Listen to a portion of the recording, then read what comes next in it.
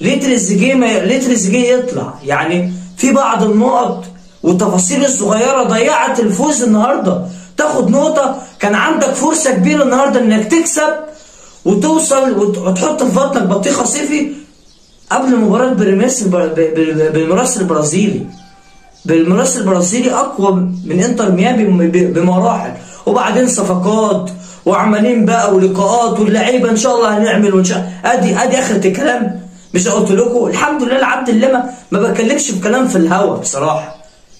ادي اهو الثقه الزايده. وبعدين في لقطه يمكن ناس كتير ما خدتش بالها منها، لقطه ضربه الجزاء بتاعت تريزيجيه. زيزو وتريزيجيه واقفين مع بعض، واسامه ابو علي لا انا هشوط، لا انت هتشوط، لا انت هتتعازم.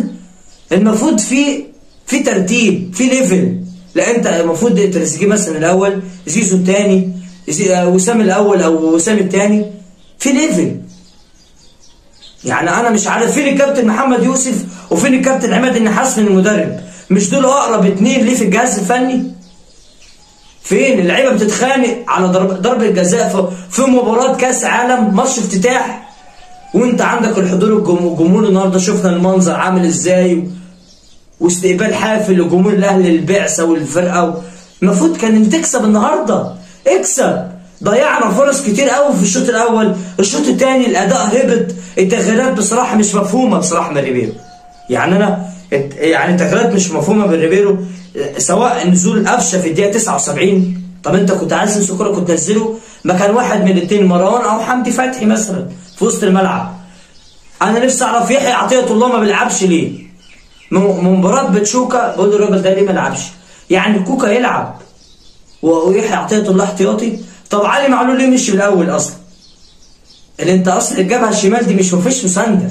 دايما تريزيجيه دايما عليه زياده عدديه، موقف 2 على 1، سواء الناحيه الثانيه عند اما بيروح في الطرف الشمال او حتى ما بيروح في الطرف اليمين. نفس الكلام اما زيزو نزل.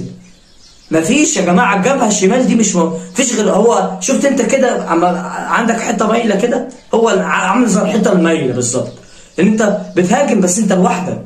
دايما الزياده العدديه متفوق عليها انتر ميامي. الكلام ده بالميراث البرازيلي ما بيسموش، بالذات الكره البرازيليه صعبه قوي، صعبه قوي يا جماعه. فبصراحه النهارده الاهلي اهدر فوز تاريخي، الاهلي اهدر فوز تاريخي قدام انتر ميامي المتواضع. رغم ان الشوط الثاني كان انتر ميامي كان افضل، كان احسن. ليه؟ بسبب انت اللي خليته يعمل كده، انت بتغييراتك. ليه تريزيجيه يطلع؟ انا مش عايز احمل المدرب المسؤوليه، ولسه راجل جديد ولسه بنتكلم.